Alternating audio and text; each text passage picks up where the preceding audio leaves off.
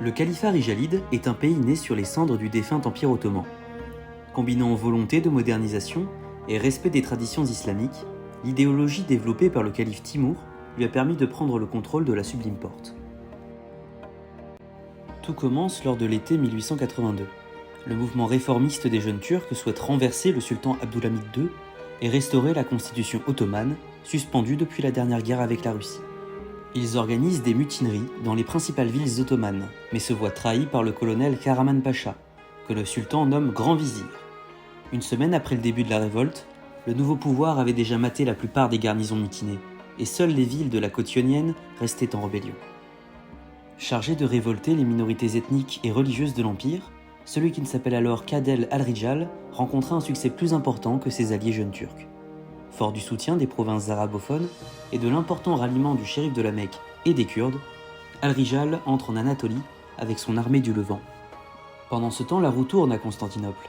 La nature dictatoriale du régime de Karaman Pacha fait de nombreux mécontents.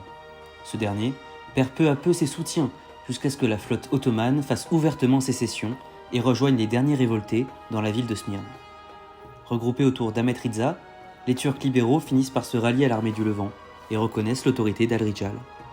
Comprenant que la partie est finie pour lui, Karaman Pacha s'enfuit avec ses derniers partisans, tandis qu'al-Rijal est élu 99e calife de l'islam et prend comme nom de règne Timour, ou Tamerlan en français. Baptisé Révolution de Safran par la presse internationale, cet événement finit d'enterrer l'homme malade de l'Europe et annonça de profonds changements dans le monde musulman, dans les Balkans et dans la géopolitique mondiale. Le nouveau califat s'est doté d'une constitution. Cette dernière a été rédigée dans l'optique de satisfaire les aspirations libérales des jeunes Turcs, tout en respectant les traditions du droit islamique. Il y a donc une chambre basse, représentant les habitants des différentes provinces, et une chambre haute, constituée par les oulémas. Les premiers proposent et votent la loi, tandis que les seconds vérifient qu'elle soit bien conforme à la charia. Deux factions se disputent les rênes du pouvoir. Celle dite unioniste, regroupée autour de l'actuel grand vizir Ahmet Riza, et celle dite fédéraliste, représentée par le conseiller Saïd al-Afghani. Le califat rijalide étant un nouvel État, l'orientation de sa diplomatie s'est faite au gré des circonstances. Sa première priorité fut de s'assurer le contrôle de l'Arabie. L'armée du Levant s'élança contre les forces de l'émirat saoudien, qu'elle vainquit, s'assurant ainsi le contrôle de la quasi-totalité de la péninsule. Le sultan d'Oman ne s'opposa pas au nouveau calife et préféra se reconnaître comme son vassal, offrant au nouvel État un débouché commercial sur l'océan Indien. Cela faisait déjà plusieurs années que la Libye échappait au contrôle de la Sublime Porte. Le calife Timour voulut remédier à cet état de fait et confia à un mercenaire espagnol la tâche d'unifier l'ancienne province ottomane de Tripolitaine en son nom. Ce dernier réussit ce pari fou et devint Raïs de Libye pour le compte du califat sous le nom d'Hassan al-Massili. La récente intervention des Anglais et des Français en Égypte poussa le khedive Tawfiq Pacha à profiter de la chute du sultan Abdülhamid. Ce dernier proclama l'indépendance du royaume d'Égypte et devint roi sous le nom de Tawfiq Ier Alawite.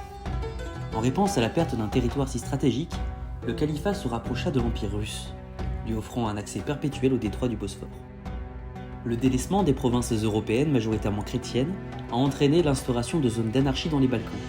Anarchie que le royaume de Grèce et la principauté de Bulgarie sont déterminés à exploiter pour agrandir leurs territoires respectifs.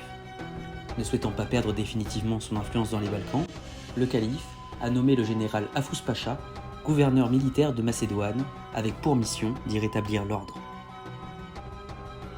L'antagonisme avec les empires français et britanniques a culminé avec l'affaire de la dette ottomane.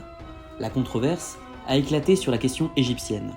Le califat rijalide défendant que s'il était bel et bien l'héritier juridique de l'Empire ottoman, alors l'Égypte devrait lui revenir au même titre que la dette ottomane. L'affaire escalada jusqu'au moment où le califat cessa tout remboursement de la dette. Les puissances britanniques et françaises réagirent aussitôt par un blocus maritime, refusant le passage à tout navire sous pavillon rijalide. La guerre fut évitée par l'intervention du Brésil, qui proposa sa médiation. Un accord fut trouvé, le califat redevenant maître de sa politique monétaire, tout en versant l'équivalent de sa dette en réparation mensuelle. Cette vidéo vous a conté l'histoire du jeune califat rijalide, un état fictif, issu de l'Uchronie développée sur le Nurchid IIIe Empire. Si vous souhaitez faire partie de l'aventure et participer au développement de notre lore, je vous invite à nous rejoindre sur le groupe Facebook via le lien en description. À bientôt!